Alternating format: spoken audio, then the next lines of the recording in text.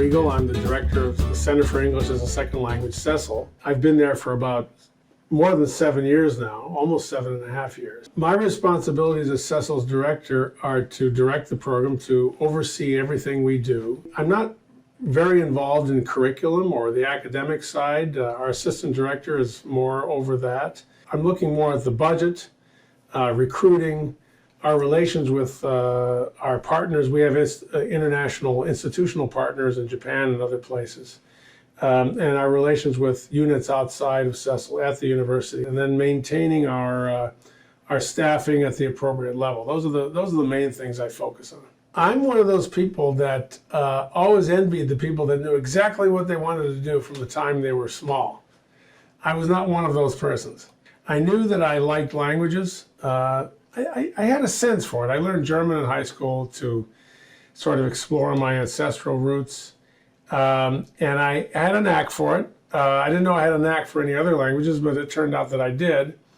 I was interested in travel and other cultures. I was always interested in that. So teaching English as a second language, I found out about that probably just after I got out of undergraduate studies and looked into it. Didn't go for it right away. I was a philosophy major in college, but then didn't want to do that for a profession.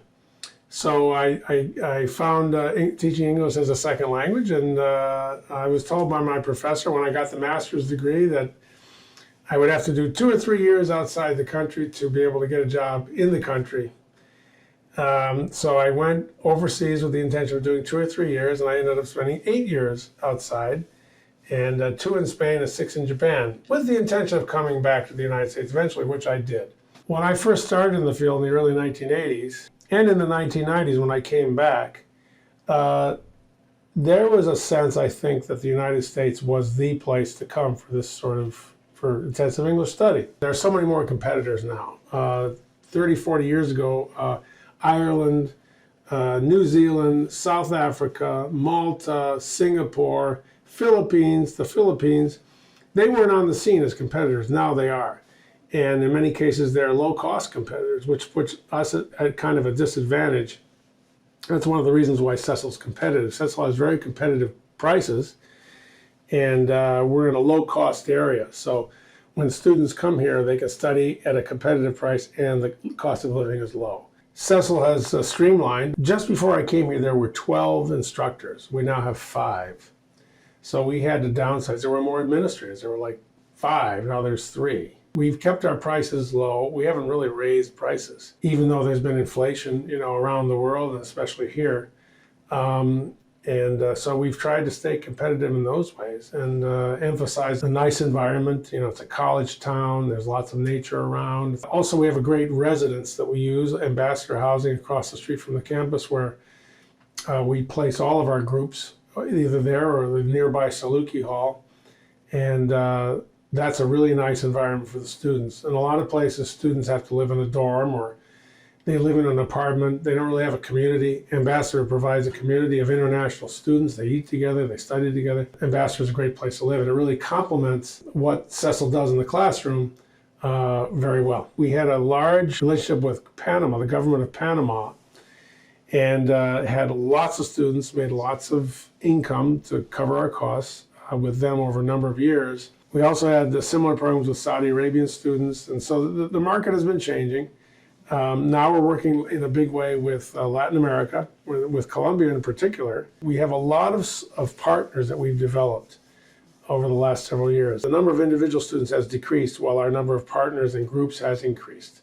So we've managed to offset the decline in the individual students with large numbers of groups. I would say that as we've downsized our staff and faculty, we've gotten a very good team together. We have a great team of excellent instructors and administrators that work well together, and it's a very solid and well-functioning unit. Another thing that CESL does that's really excellent, that actually I take credit for inventing, is the community engagement program. I think the original idea came from one of our Japanese partners that asked for something like that. The program takes the United Nations Sustainable Development Goals and then focuses on them in relation to what the students have been studying, if they're studying international relations or global engagement. It's a program designed to get the students into the community, focusing on how those goals are met by local organizations, and then cross-culturally interpreting what they see.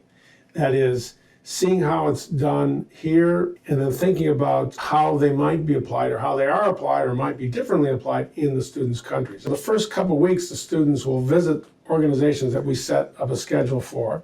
They'll prepare for those visits by looking at the organization, what they're trying to do, etc. They'll have questions in mind. They'll debrief after the visits. And then the final week, they'll visit an organization that they really like. Again, they'll take the initiative, set up the time to visit. We'll take them there.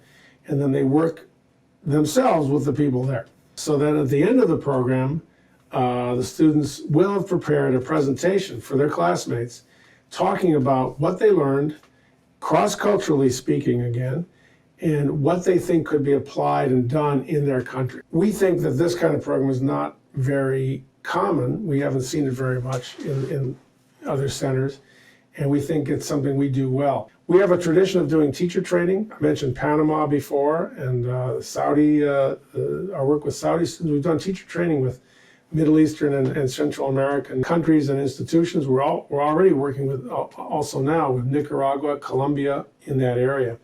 So that's something we do. We have this community engagement, which we do well. And so we try to focus on these areas where we're really strong. In this job, you're selling your center's services, you know. We propose a lot of things, and some of them we get. And when we get them, it's very rewarding for me, because it just feels good. And also, it's activity and more income for our center, and, you know, it supports everybody who works for the center, and you know, my job is to support them and keep them employed and keep CESL going and providing our services to our customers. The other thing I really enjoy is helping people advance in their careers. So I'm at a later stage in my career now. I'll probably retire before too long. I always keep in mind that along the way, I've gotten help from lots of people, giving me reference letters, giving me recommendations, you know, for jobs, and helping me and supporting me. You can never pay those people back, but what you can do is pay it forward, and so that's what I do. And anytime anybody asks me for a letter, usually it's somebody that I think did well, and in those cases, I'm always very happy to write them a letter of reference, letter of support. And, you know, I'm happy to say that in a large number of cases, I think I played a not insignificant role in helping those people get the jobs they were trying to get. So I take that as seriously as a responsibility in my position, but I also enjoy helping people progress in their careers. If you're coming here to study with us, you know, it's a significant amount of money you're spending. And it's also part of your life. You know, maybe it's a couple months, maybe it's a couple of years. It's a significant portion of anybody's life. Make sure you don't waste any of the time here, any of the opportunities here. You know, don't sit in your room and be hesitant to join things.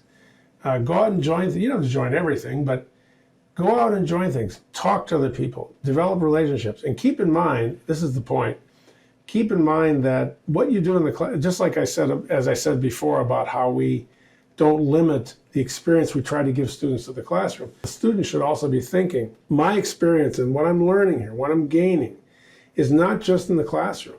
It's also outside the classroom. The activities the university has, the activities CESL has, the people I live with, an ambassador maybe, ambassador housing, all those things combine to create an experience. Don't be hesitant. Go and do things, take advantage of opportunities, and see it all as one big experience.